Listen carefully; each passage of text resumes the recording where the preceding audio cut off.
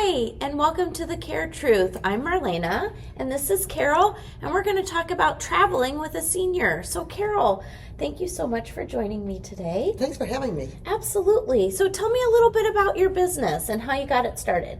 Okay, it's called Senior Travel Companion Services, and basically I travel with seniors that can't travel by themselves or adults with disabilities. So I do all the planning and I fly with them. Sometimes drive, but mostly fly with them. So I'll put a trip together, and it's mostly relocations. So I'll take people from one state to the next or one country to the next. But I'll also do weddings and family events, things like that. And vacations, every now and then a vacation. So I'll put a trip together and pick somebody up. It's a point-to-point sort of situation if it needs to be, and pick someone up and then take them to wherever they want to go, and for whatever situation they need to go someplace, and they get there safely and comfortably. Awesome. Now, that's a really unique business. How did you get involved in this? It was just one of those things. I've been working with seniors my whole entire life pretty much, and I just saw a need there with my own parents, and I thought, well, kind of like the situation where you have unaccompanied minors. Yeah. I thought, well, there's a lot of seniors that I see at the airport, and they're struggling to get through with signage and just pacing and everything else like that. And I thought, I can do this. There's a lot of folks that just need a little help getting through the airport or finding those companion bathrooms, or just getting. Minneapolis Airport's pretty big. Yeah. There's a lot of other airports, and getting those connections made when there's snafus coming up, especially making connections. I thought, there's some work to be done here. Absolutely. So what's your favorite part about traveling with seniors? I get to go places I haven't been to, and I get to meet people. And my favorite part, actually, is just when I answer the phone at home and somebody says, "Hi, I'd like to go someplace," and I never know where I'm going to go. Yeah. I don't know if I'm going to be in Bulgaria next week, or if I've had to do a couple of rescues, which are kind of fun, where somebody says, "Oh, there's a senior, and they were trying to get someplace, and they're stuck, so go get them." So, nice. I just don't know what's going to happen, and I love the surprise about it. I love that too. I love when every day is a little bit different. So I'm sure every traveler has their own story. Tell me one of your favorite stories of traveling with someone. I took a man once from Toronto to Holland, and he had grown up there and had been living in Toronto for a long time. And his wife died, and he wanted to go back and visit family. And his family, it was right on the border of Belgium and Holland. We flew over there, made a couple of connections. He had a little bit of dementia, so needed to have some oversight, but he had a gal that he wanted to spend some time with. Oh, fun. Yeah.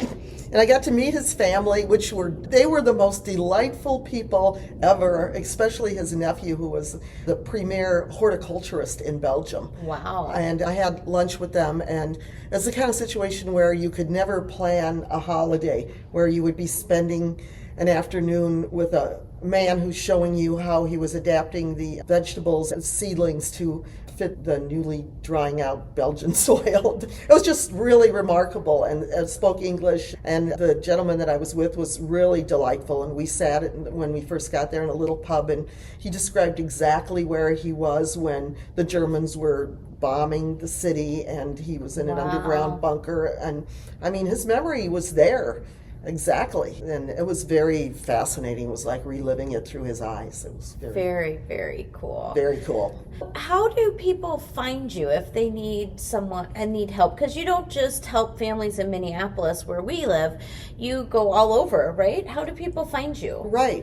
And most of my trips are not even originating in Minneapolis. They're starting in a different town, like today when I'm flying out to DC to pick up a gentleman to fly him to California. But generally, folks find me just on the internet. They just Google senior travel or travel companion or something like that. And I pop up kind of primarily because I have in my description, it says travel escort for individual seniors or couples. And because it has the word escort in the description, that's where I think I start at the top of the marketing list. Very cool. Mm-hmm. And what does the cost of using your services, how does that work for families? Well, Well, I try to work as much as possible within the budget. Some folks have kind of an idea that travel can be either really expensive or really cheap and inexpensive. If it's realistic, I can generally work within the budget. And if it's someplace that I really want to go to, for example, last February, I had a couple of ladies that wanted to go to Santa's village in northern Finland. And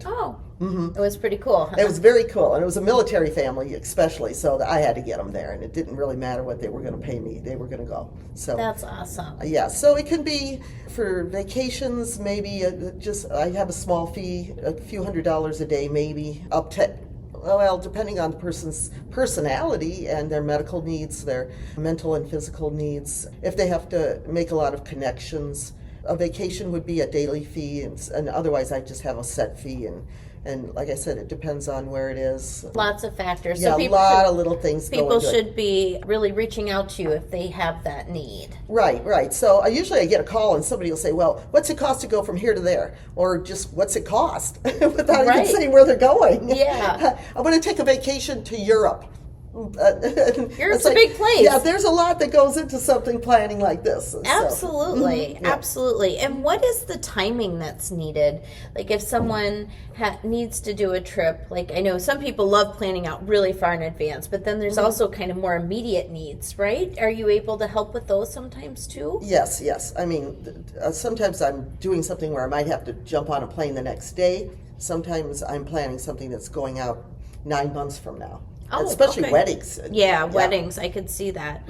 So how do you help families when they're feeling overwhelmed by coordinating travel for their seniors? Well, yeah, and I do get a lot of folks that just want some advice on how to plan travel. And a lot of times I'll just tell them I work with the Dementia Friendly Airports Working Group, and we have a website, and I have my own website with travel tips on it, so I'll refer them to that. My business partner, we train other people to do the job that I'm doing, and she has a book called Travel Well with Dementia. In those circumstances, sometimes I'll tell people to take a look at that, but there's a lot of resources out there for helping people that are just general travel tips, or I'll give them some travel tips, but basically just telling them the basic stuff like, and a lot of people really don't know much about travel, but traveling with a companion can be really helpful. Just pacing a trip to make sure that you're taking the time, but not too much time, because some folks will want to get to the airport hours early, but there's no gate agent, so there's really no reason to be there just sitting around for 4 hours before a flight. Yeah, that's a lot of time to sit. Then you almost should just drive. Right. You know, you better make sure it makes sense to do the flight if it's going to be so much sitting and waiting, or if you have huge connections in between. An hour or two makes sense, but if it's too much more than that, it seems like you could get yourself into hot water. Exactly. You have to know how much time you're going to need to do what you're going to need to do, and where things are going to be. So it's navigation. So everyone in the news is talking about the Real ID and what that looks like. Tell me what your experience has been with that. It's not a problem from what all the anecdotal information I'm getting. I haven't been to the airport since it started last Wednesday, but the information I'm getting is that the airports are just telling folks that don't have the Real ID. My understanding is in Minnesota only 40% of the people actually have it. The airports and the personnel are just saying, get it. And they're handing out little cards saying, try to get your Real ID and get an appointment to do it. My father-in-law, who's 98 and is in Arizona, was trying to get his Real ID and needed his birth certificate because he's down there and he's trying to come back to Minnesota for the summer. So he had to get his birth certificate, and it's hard to get those things when you're in the other state, right? Yeah. But I said, don't worry about it. They're just going to send you right on through. And I've been taking people through the airport now this is my 10th year of doing this job, and 140 people, so 140 trips, without any ID whatsoever.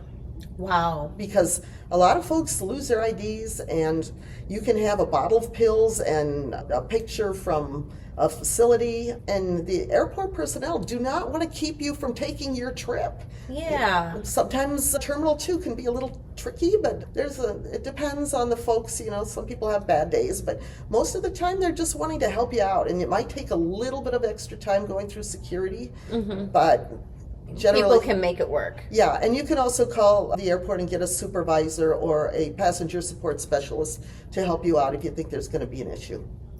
Good to know. So when would you say, this person really shouldn't be traveling anymore? What are some indicators that, traveling really isn't a good idea anymore? There's very few people that really shouldn't travel. I've traveled with a lot of folks with dementia that have light or minimal dementia, they're fine, or severe dementia is fine also. It's kind of those mid stages where they're questioning everything and get really confused. They're mobile and they're angry, and that could be a little bit dicey if they're in an airplane and they want to get off over Nebraska. Yeah, that doesn't work. Yeah, I did have that happen on a flight last summer, but it's just a matter of calming somebody down. And if there's a medical need and you need a medical professional on board, I'm not a medical person, but I can refer people to someone that might need that. Definitely. Okay. Mobility-wise, the airport, people can take you and help you onto a plane. I have a sling. It's kind of like a hammock that I can lift people that have no mobility whatsoever. I took a quadriplegic on a cruise. That's great. Mm-hmm. I love that. Traveling later in life, a lot of times there's a lot of medications that people are on. Mm-hmm. What's your tip for that? Do you pack it or do you have it in your carry-on? It's got to be in the carry-on. Okay. Mm-hmm. I always bring an extra zippered canvas bag because a lot of times I'll pick someone up and they'll have, if it's at a facility, they'll have, staff will be handing me these bubble packs full, and I've got all this stuff and it has to go with them on the airplane, so I'll be prepared for that. If you have a CPAP machine, you can bring along distilled water. Just make sure that you tell the security agent, the TSA agent going through, that you've got more than 3.4 ounces, and it's a medical thing. And you can take as much medical equipment as needed on the plane without it being considered baggage, without paying for it. So do you have to have a prescription or doctor's note for that? No. No. Oh, mm-hmm. Interesting. At least not domestically. Thin air was a little tricky, but if you're not going to Finland. Perfect. And what are some common issues or struggles that you have when you're helping manage a senior in the airports and or with traveling? Sometimes it's hard to get into the companion care bathrooms because maybe the airport personnel is using it for their changing rooms, or people are using it for whatever. That can be an issue sometimes. Sometimes it takes a little longer for the pat downs. I always keep people in wheelchairs. They don't need to get up and walk through. That's a struggle, especially if they're a little bit wobbly or have any kind of balance issues. Just go through it. It expedites things tremendously to keep someone in a wheelchair. Perfect. Mm-hmm. And do most seniors ultimately get the pre-check, or do they always have to go through all the security measures? Most of them don't have it because they don't travel that much anymore, and it can be expensive to get clear a pre-check, or they let it lapse or whatever. So I have it, but I can't use mine because I'm going through with them. So I'm wearing my uniform right now, which is microfiber pants and slip-off shoes, and I always have the same thing. But it's easy for them. It'd be easy for them to get it, but if they don't have it, that's all right. Okay. The securities are that much more. Great. Mm-hmm. Well, if someone wanted to talk to you or book your services, how would they best get in touch with you? Well, I've got a website. It's www.seniortravelcompanionservices.com. Or they can call me. Should I give you my phone number? Yeah, please. Okay. It's 612-310-7401. That's my cell phone, but the office phone's even better. That's my landline because I live in a stucco house or something. 952-946-7997. Or just look me up online, Carol Giuliani, Senior Travel Companion Services. Fabulous. Mm-hmm. And we'll have that all listed in the comments below. So if anyone wants to reach out to you to either travel themselves or travel with a senior, they'll give you a call. Thank you so much for coming on. We greatly appreciate it. This is Marlena with The Care Truth. And Carol, thanks again. Thank you. And we will be back next week. Thank you so much for joining. Please share and subscribe our channel. Bye. Safe travels.